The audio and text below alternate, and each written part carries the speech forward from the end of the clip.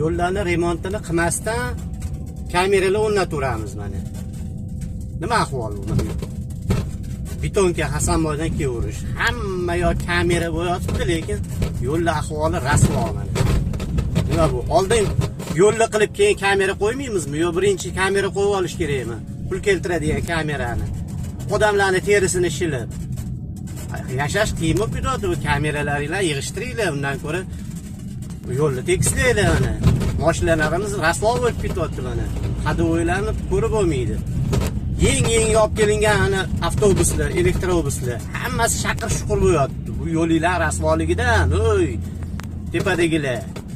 Yaxshilar ko'ringlar buni.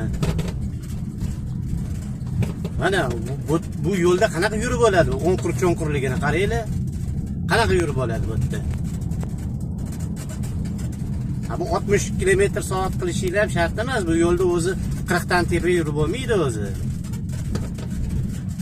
Bemalol 100 qilib qo'yaversanglar ham bo'ladi. Bunaqa yo'llarda biz baribir 100 yura olmaymiz. 40 dan oshirib bo'lmaydi bu yo'llarda. Mana. Ashar asbobi. Bu kamera qo'yguncha yo'lni texnologiyasini o'rgansanglar bo'lmaydimi? Butun dunyo o'sha yangi texnologiyaga o'tib ketgan. Biz hali ham eski texnologiyada asfalt qilamizmi deyman-da. Ne bu bizani yerlarimiz yo shunchalik o'ynoqmi? Sho'xmi? Paqqa